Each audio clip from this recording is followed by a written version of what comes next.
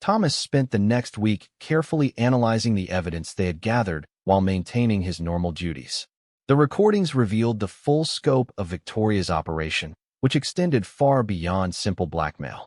She had been systematically gathering compromising information on multiple members of the royal family and several high-ranking government officials for over a decade.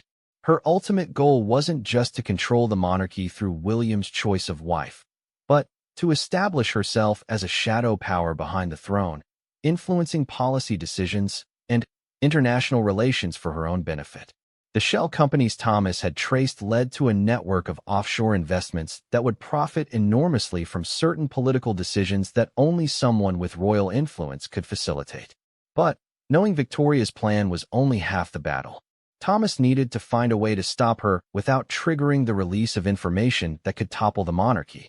The solution, when it came to him, was elegantly simple. They would turn Victoria's own methods against her.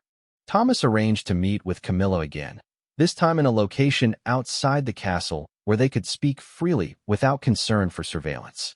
They met at a small coffee shop in Windsor town, chosen because its bustling atmosphere would mask their conversation from any potential listening devices. "I've been thinking about our problem," Thomas began after they had secured a corner table away from other patrons. "Victoria's power comes from information, but information can work both ways." Camilla looked puzzled. "What do you mean?"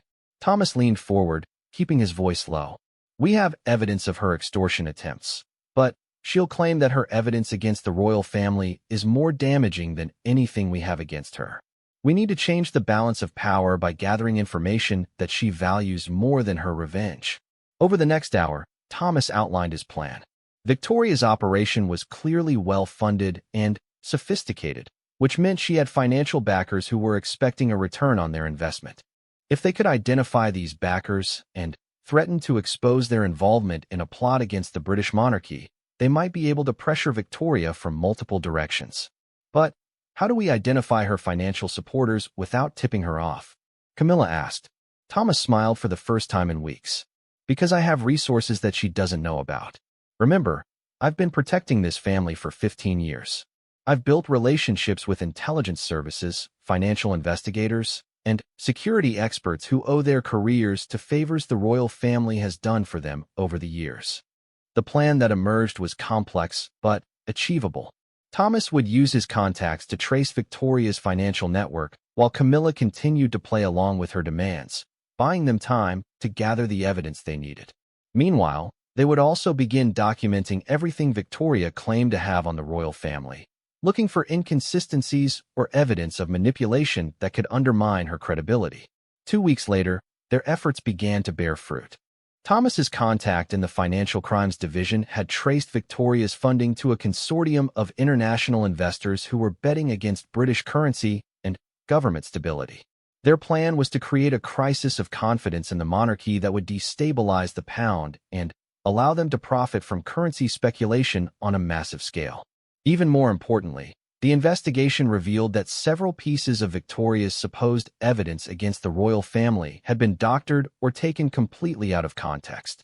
The financial documents that allegedly showed tax evasion were actually legitimate transactions that had been misrepresented through selective editing and false accompanying narratives. The breakthrough came when Thomas discovered that Victoria had been using a sophisticated deepfake technology to alter some of the photographs and videos in her collection. While the original images might have been embarrassing, the versions she was threatening to release had been digitally manipulated to appear far more damaging than they actually were. Armed with this information, Thomas and Camilla prepared for the most dangerous part of their plan, confronting Victoria directly with evidence of her deception while simultaneously threatening to expose her financial backers. They arranged the meeting under the pretense that Camilla needed to report on her progress and discuss the next phase of the plan to undermine Catherine. Victoria arrived at Windsor Castle with her usual confidence, completely unaware that the balance of power had shifted dramatically. This time, Thomas wasn't hiding in the shadows. He was openly present in the room as head of security, which Victoria initially assumed was simply an additional precaution for a sensitive meeting. Camilla began the meeting as Victoria expected, reporting on subtle actions she had supposedly taken to create friction in William's marriage. But as Victoria became more comfortable and began outlining increasingly aggressive tactics, Camilla dropped the first surprise. "Before we proceed further," Camilla said, her voice steady and strong for the first time in months, "I think you should know that we're aware of the digital manipulation in several of your photographs." Victoria's confident expression faltered for just a moment before she recovered her composure. "I don't know what you're talking about." Thomas stepped forward, placing a folder on the table. "We have forensic analysis showing that at least 30% of the images you've been using as leverage have been altered using advanced deepfake technology. The original images, while perhaps embarrassing, are nowhere near as damaging as the versions you've created."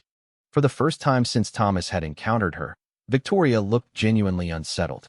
"Even if that were true, which it isn't, I have plenty of authentic evidence that would still be devastating if released." Camilla opened the folder Thomas had provided, revealing bank statements, communication records, and financial documents that Thomas's contacts had gathered. "We also know about your investors, Victoria. The consortium of currency speculators who are funding this operation in hopes of destabilizing the British government for financial gain." Victoria's face went pale as she recognized some of the documents. "How did you?" "The same way you gathered information about us," Thomas replied calmly. "Through careful investigation and the resources that come with years of experience. The difference is that our evidence is authentic and unmanipulated." Thomas placed another set of documents on the table. "We have communications between you and your financial backers discussing the expected profits from currency speculation following a monarchy crisis. We have records of payments you've received for intelligence gathering. And we have evidence that you've been operating under false pretenses with several other European royal families, attempting similar schemes." Victoria remained silent, but Thomas could see her mind racing as she calculated her options. Camilla leaned forward, her voice carrying a steel that Thomas had never heard before. "Here's what's going to happen, Victoria. You're going to return every piece of evidence you claim to have against the royal family. You're going to provide us with a complete list of your financial backers and their involvement in this scheme. And you're going to disappear from our lives permanently." "And if I refuse?" Victoria asked, though her voice lacked its earlier confidence. Thomas smiled coldly. "Then we release everything we have to the international press, along with evidence of your attempts to manipulate currency markets through destabilization of friendly governments. I suspect your investors won't appreciate having their names associated with treason against the British crown." The silence that followed was deafening. Victoria stared at the documents spread across the table, clearly recognizing that her carefully constructed plan had unraveled completely. "You have 24 hours to comply," Camilla continued. "After that, we go public with everything we know, and you can deal with the consequences from both law enforcement and your very disappointed investors." Victoria stood slowly, her earlier arrogance completely gone. "You think you've won, but this won't end here. There are others who want to see the monarchy weakened." Thomas stood as well, his imposing presence filling the room. "Perhaps, but they'll have to find a different way to do it, and they'll know that we're watching. The royal family has survived for over 1,000 years because people like me are willing to do whatever it takes to protect it." After Victoria left, Camilla and Thomas sat in silence for several minutes, both emotionally exhausted from the confrontation, but relieved that it was finally over. "Do you think she'll comply?" Camilla asked. "She doesn't have a choice," Thomas replied. "Her investors won't tolerate the exposure, and she knows it. Within a week, I expect we'll receive everything she promised, along with a guarantee that she'll never contact any member of the royal family again." True to Thomas's prediction, Victoria made contact within 18 hours. Through an intermediary, she provided detailed information about her operation, returned all the evidence she had gathered, and confirmed that she would be leaving the country permanently. The resolution came just in time. William had begun to notice the stress that Camilla had been under and was growing concerned about her health and well-being. Catherine, with her natural empathy, had also picked up on the tension and had begun asking gentle questions about whether there was anything she could do to help. With the threat neutralized, Camilla was able to return to her normal role within the family. The relief was immediately visible in her demeanor, and within days, she was back to her usual warm and supportive self. Thomas never told William or Catherine the full details of what had happened. As far as they knew, Camilla had simply been dealing with some personal stress that had resolved itself with time. The royal couple never learned how close they had come to having their marriage systematically destroyed by a conspiracy that extended far beyond the walls of Windsor Castle. But the experience changed Thomas's perspective on his role as protector of the royal family. He realized that modern threats to the monarchy might be more sophisticated than traditional security concerns, requiring vigilance and resources that went beyond physical protection. He quietly established a network of contacts in intelligence, finance, and technology that would help him identify and counter similar threats in the future. The royal family deserved to live their lives without fear of manipulation or blackmail, and Thomas was determined to ensure that they could do so. 6 months later, as Thomas watched William and Catherine laugh together while playing with their children in the castle gardens, he reflected on how different things might have been if he hadn't overheard that conversation on that foggy September morning. Their happiness, their family's stability, and potentially the future of the monarchy itself had hung in the balance. But they had survived, stronger and more secure than before. And Thomas had gained something invaluable: the knowledge that sometimes the greatest threats came not from the enemies you could see, but from those who smiled while plotting your destruction. As he completed his evening rounds, Thomas made a mental note to remain vigilant. Victoria's scheme had been defeated, but she had been right about one thing: there would always be others who wanted to see the monarchy weakened. His job was to make sure that they never succeeded. The castle settled into its peaceful evening rhythm, with the royal family safe and secure within its ancient walls. Thomas's quiet dedication had preserved not just their immediate happiness, but the continuity of an institution that millions around the world looked to for stability and tradition. In the end, the guards' evidence had changed everything by changing nothing at all. William and Catherine's marriage remained strong, their love unshaken, and their future as bright as it had always been. Sometimes, Thomas reflected, the greatest victories were the ones that allowed life to continue exactly as it should. The silence in Camilla's study stretched for what felt like hours, though it was only seconds. Thomas watched as different emotions played across her face: fear, relief, desperation, and, finally, resignation. When she spoke again, her voice was barely above a whisper. "Close the door, Thomas. We need to talk." As Thomas secured the room, Camilla moved to her desk and pulled out a small device that Thomas recognized as a signal jammer. The fact that she had such equipment told him that this conversation had been planned, that she had been wrestling with this decision for some time. "What I'm about to tell you could destroy everything," Camilla began, settling into her chair as if the weight of the world was pressing down on her shoulders. "But I think you already know that something is terribly wrong." Thomas remained standing, his training keeping him alert even as his mind raced with anticipation. "Ma'am, if there's a threat to the family, it's my duty to know about it." Camilla laughed bitterly. "A threat? Thomas, I am the threat. Or rather, I've been forced to become one." She looked up at him, her eyes filled with tears. "How much did you hear yesterday?" There was no point in lying now. "Enough to know that someone named Victoria is trying to force you to destroy Prince William's marriage." The relief on Camilla's face was immediate and profound. "Thank God. I've been carrying this alone for so long. I was beginning to think I was going mad." Thomas moved closer, his protective instincts overriding protocol. "Who is Victoria? What does she have on you?" Camilla stood and walked to a small safe hidden behind a painting. From it, she withdrew a thick folder that looked well-worn from frequent handling. "Victoria Pemberton. She claims to be a descendant of one of Queen Victoria's illegitimate children. Whether that's true or not doesn't matter. What matters is that she has evidence of things that happened long before I married Charles."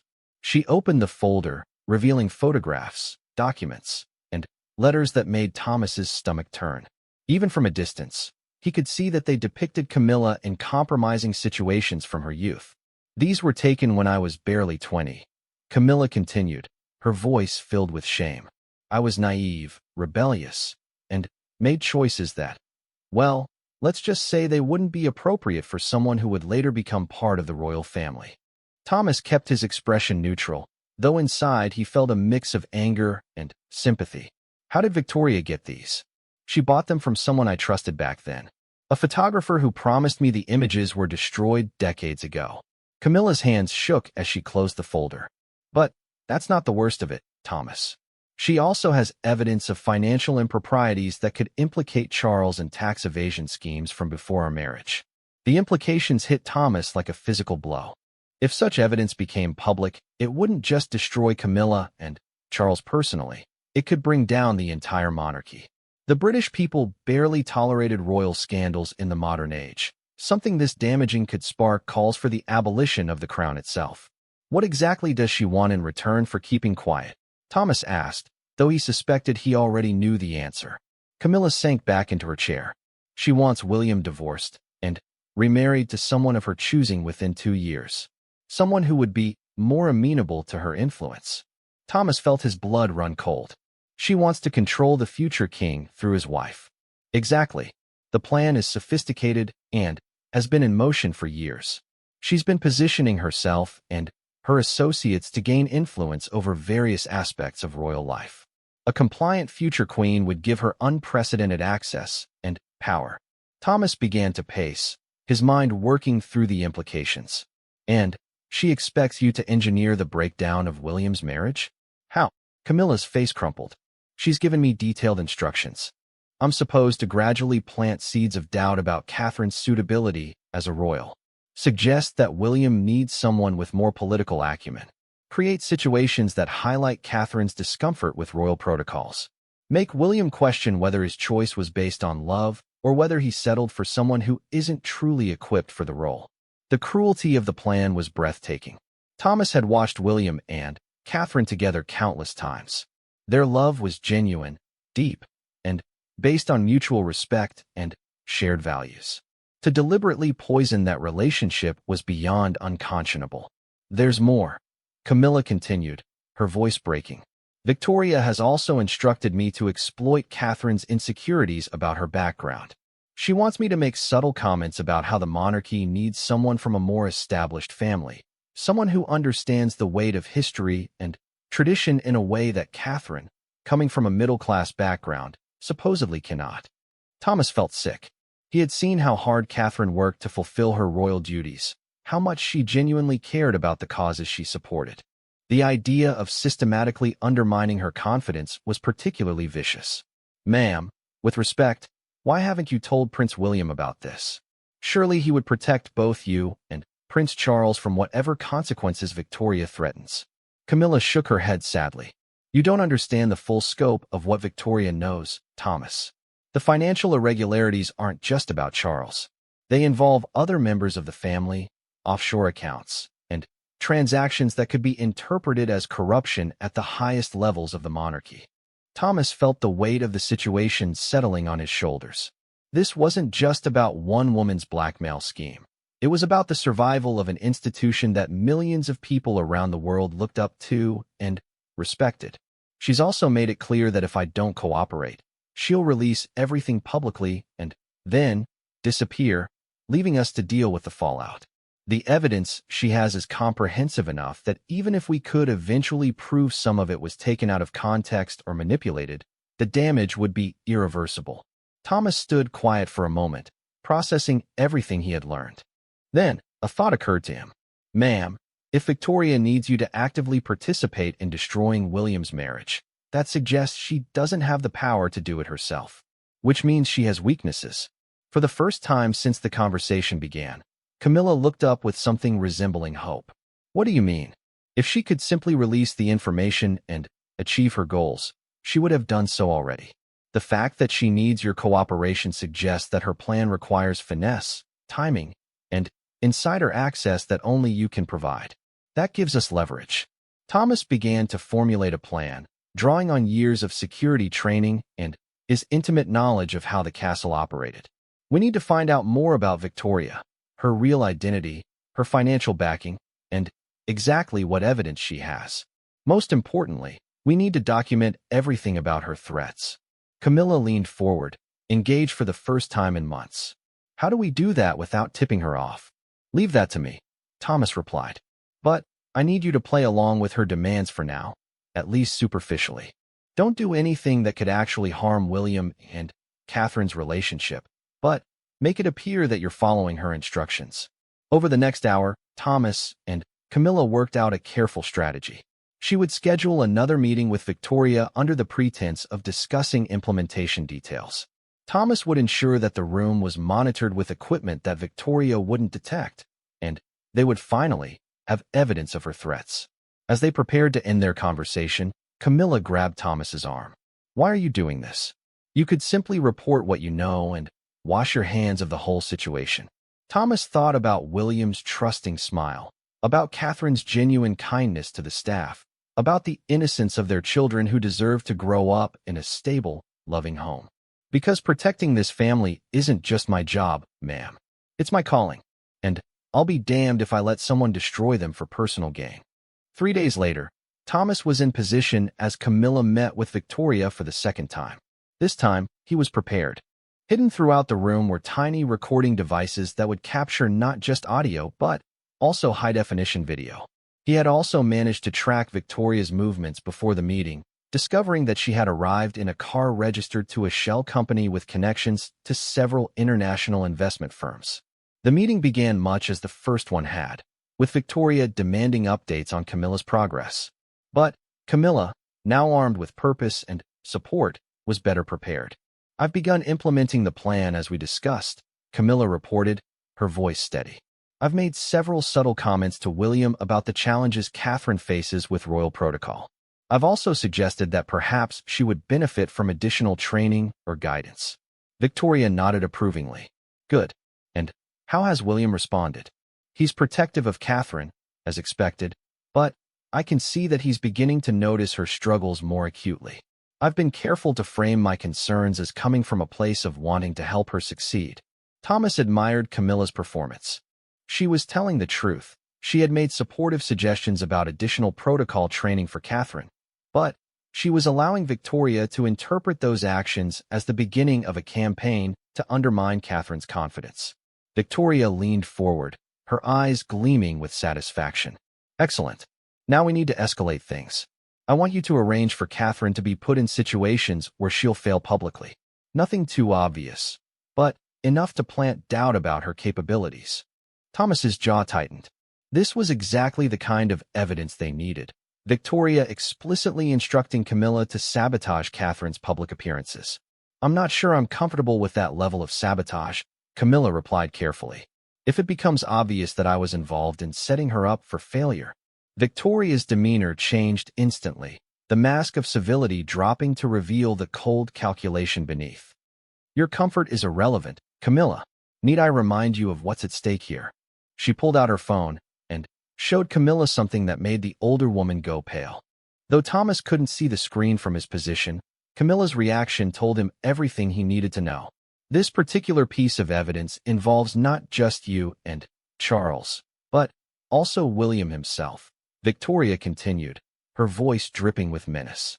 Apparently, he was quite involved in helping his father navigate some creative accounting practices during his younger years. Thomas felt his blood run cold. If Victoria had evidence that could implicate William in financial improprieties, the scope of her blackmail was even broader than they had realized. Camilla's voice was barely audible when she responded. William would never. He was just a child when those transactions took place. Perhaps, Victoria replied with a shrug. But the documents show his signature on several key papers. Whether he understood what he was signing at the age of 16 is irrelevant. The optics alone would destroy his credibility as a future king. Thomas realized that Victoria's plan was even more diabolical than they had imagined. She wasn't just trying to control William through his choice of wife. She was ensuring that he would be so compromised by scandal that he would have no choice but to comply with her demands in all matters. The meeting continued for another hour, with Victoria outlining increasingly specific and cruel instructions for undermining Catherine's position within the royal family. Each demand was more outrageous than the last, and each was backed by threats that grew more specific and more damaging.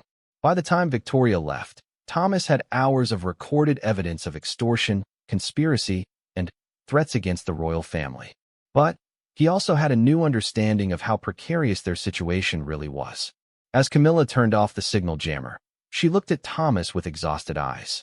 "Did you get what you needed?" "More than we needed," Thomas replied grimly. "But we also learned that this is bigger and more dangerous than we thought." The evidence they had gathered was damning, but using it would require careful planning and perfect timing. One wrong move, and Victoria would release information that could destroy not just individual members of the royal family, but the monarchy itself. Thomas knew that the next phase of their plan would be the most dangerous yet. They had the evidence they needed to stop Victoria, but now they had to find a way to use it without triggering the very disaster they were trying to prevent. The morning fog hung thick over Windsor Castle as Thomas Mitchell adjusted his security uniform for what he thought would be another ordinary day. For 15 years, he had walked these same corridors, protecting the royal family with unwavering dedication. His sharp eyes and keen memory had earned him respect among his colleagues. But today, those same qualities would thrust him into a situation that would shake the very foundations of the monarchy. Thomas had always prided himself on being invisible, a shadow that moved through the castle ensuring everyone's safety. He knew every secret passage, every hidden camera, and every blind spot in the massive fortress. More importantly, he knew the routines of everyone who lived and worked within these ancient walls. Prince William had always been kind to the staff, stopping to ask about their families, and remembering personal details that surprised everyone. Thomas remembered the day William returned from his honeymoon with Catherine, how his face glowed with happiness. The prince had seemed genuinely content, building a life filled with purpose and love. But lately, Thomas had noticed changes. Subtle at first, then impossible to ignore. William's shoulders seemed heavier, his smile forced during public appearances. The prince would often stand at his office window for long periods, staring out at nothing in particular. Thomas had seen this behavior before in his years of service. It was the look of a man carrying burdens that weren't entirely his own.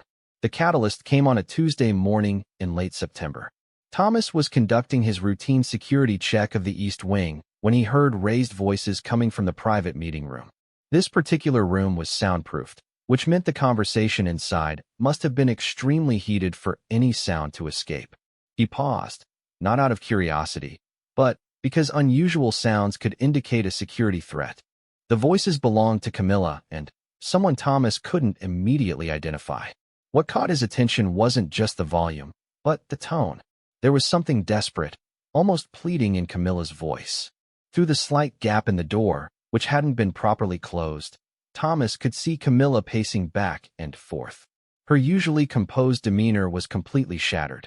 Her hands shook as she gestured wildly, and her carefully styled hair was disheveled as if she'd been running her fingers through it repeatedly. The other person in the room was a woman Thomas didn't recognize. She was tall, elegant, with dark hair pulled back in a severe bun. Her expensive clothing suggested she wasn't a member of the castle staff, but she carried herself with the confidence of someone accustomed to power. Thomas knew he should continue his rounds, but something about the scene made him hesitate. In his 15 years of service, he had never seen Camilla in such a state. The woman who had seamlessly integrated herself into royal life, who handled public scrutiny with grace, was completely falling apart. The stranger's voice was cold and calculating. The arrangement was clear from the beginning. "Camilla, you've enjoyed the benefits for years. Now it's time to fulfill your end of the bargain." Thomas felt his blood run cold. What arrangement? What bargain? His training told him to leave immediately, but his protective instincts toward the royal family kept him frozen in place. Camilla's response was barely above a whisper, but the desperation in it was unmistakable. "I never agreed to this. William and Catherine are happy. Their children deserve to grow up in a stable home. I won't be part of destroying that." The stranger laughed, a sound devoid of any warmth. "Your feelings about the matter are irrelevant. The plan was set in motion long before your conscience decided to make an appearance. William's marriage was always temporary in the grand scheme of things." Thomas felt as if the ground beneath his feet had shifted. William's marriage temporary? What could this woman possibly mean? He had witnessed firsthand the genuine love between William and Catherine. Their relationship wasn't some political arrangement. It was real, deep, and beautiful. Camilla sank into a chair, her face in her hands. I thought I could go through with it when the time came. But, watching them together, seeing how happy they are, how much William loves his children, I can't do it. I won't do it. The stranger moved closer to Camilla, her voice dropping to a menacing whisper. You seem to be forgetting what's at stake here. Your past mistakes, your secrets that could destroy not just you but Charles as well. The monarchy has survived many scandals, but it won't survive what I know. Thomas's mind raced. What secrets could be so damaging that they would force Camilla into such a position? And who was this woman who seemed to hold such power over her? Camilla looked up, tears streaming down her face. Victoria, please. There has to be another way. I've done everything you asked for years. I've played my part perfectly. But this, asking me to destroy William's marriage, to break up his family, I can't live with that on my conscience. Victoria. Thomas committed the name to memory, along with every detail of the woman's appearance. His security training had taught him to observe and remember, and, right now, those skills felt more important than ever. Victoria's response was swift and brutal. Your conscience is a luxury you can't afford. The plan moves forward as scheduled. Within 6 months, William's marriage will be over, and he'll be free to make the alliance we've carefully orchestrated. Your role is to ensure that happens smoothly. Thomas felt sick to his stomach. An orchestrated alliance? This sounded like something from medieval times, not the modern monarchy he had served faithfully for so long. But the woman's words carried the weight of absolute certainty, as if she had the power to make her threats reality. Camilla stood up slowly, her entire body trembling. And if I refuse? If I warn them? Victoria smiled, an expression that made Thomas's skin crawl. Then, both you and Charles will face consequences that will make your previous scandals look like minor footnotes in history. The evidence I have would not only end your marriage, but could potentially bring down the monarchy itself. The weight of those words hung in the air like a toxic cloud. Thomas realized he was witnessing something far more serious than a personal dispute. This was about the future of the royal family, about the stability of an institution that had endured for over 1,000 years. Victoria gathered her papers and moved toward the door. You have 48 hours to come up with a plan for creating the necessary friction in William's marriage. I suggest you start with Catherine's insecurities about royal life. We both know she's never been entirely comfortable with the spotlight. Thomas quickly moved away from the door, pretending to examine a nearby painting as Victoria emerged from the room. She didn't even glance in his direction, but he memorized every detail of her face. Something told him that this woman was dangerous in ways that went far beyond typical royal intrigue. After Victoria left, Thomas waited several minutes before making his way past the meeting room. Through the still open door, he could see Camilla sitting alone, staring at her hands. The transformation from the composed royal stepmother to this broken woman was heartbreaking to witness. For the rest of the day, Thomas went through the motions of his duties while his mind raced with what he had witnessed. Every time he saw William, the prince's trusting smile felt like a knife to his chest. How could he protect someone from a threat they didn't even know existed? That evening, as Thomas completed his final rounds, he found William in his study, working late, as usual. The prince looked exhausted, the weight of his royal duties evident in every line of his face. Thomas had always admired William's dedication to his role, but tonight he saw something else: vulnerability. Everything secure for the night, Thomas? William asked, looking up from his papers. Yes, sir. All quiet. Thomas replied, the lie feeling heavy on his tongue. William nodded and returned to his work, completely unaware that his world was about to be turned upside down by the very person he trusted as a mother figure. Thomas left the study with a heavy heart, knowing that he held information that could save William's marriage, but uncertain about how to use it without destroying everything in the process. As he walked home through the darkened streets of Windsor, Thomas made a decision that would change everything. He couldn't stand by and watch while innocent people were manipulated and destroyed. Whatever Victoria's plan entailed, whatever secrets she held over Camilla, he would find a way to stop it. The next morning brought crisp autumn air and the bustle of another busy day at the castle. Thomas arrived early, determined to learn more about the mysterious Victoria and her hold over Camilla. His first stop was the security office, where he had access to visitor logs and surveillance footage. Going through the previous day's records, he found no official entry for anyone matching Victoria's description. This meant she had either used false identification or had been granted access through unofficial channels. Either possibility was deeply troubling from a security standpoint. Thomas spent his lunch break researching anyone named Victoria who might have connections to the royal family. The internet provided countless results, but none matched the woman he had seen. This only reinforced his suspicion that Victoria was operating under an assumed identity. His investigation was interrupted when he received word that Camilla wanted to see him privately. Thomas's heart raced as he made his way to her study, wondering if she somehow knew he had overheard her conversation. Camilla was standing by the window when he entered, her back to him. She looked smaller somehow, as if the weight of her secrets was physically crushing her. When she turned around, Thomas was shocked by her appearance. The woman who always presented herself as perfectly put together looked haggard, with dark circles under her eyes and a tremor in her hands. "Thomas," she began, her voice hoarse. "I need to ask you about the security cameras in the East Wing. Specifically, the ones near the private meeting rooms." Thomas felt his mouth go dry. "Is there a particular concern, ma'am?" Camilla studied his face carefully.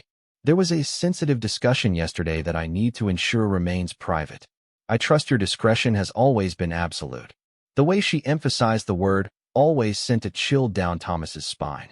She knew. Somehow, she knew he had overheard something he shouldn't have. "My discretion is part of my job, ma'am," Thomas replied carefully. "Is there something specific you need me to address?" Camilla moved closer, her eyes never leaving his face. "I need to know if anyone else might have access to information about private conversations that take place in this castle." Thomas realized he was at a crossroads. He could continue to pretend ignorance, or he could take a risk that might save William's marriage but could cost him his job and possibly much more. "Ma'am," he said slowly, "if you're concerned about threats to the family's security or well-being, that's exactly what I'm here to protect against." The words hung between them, loaded with meaning. Camilla's eyes widened slightly, and Thomas knew she understood exactly what he was saying. The game had changed, and there was no going back.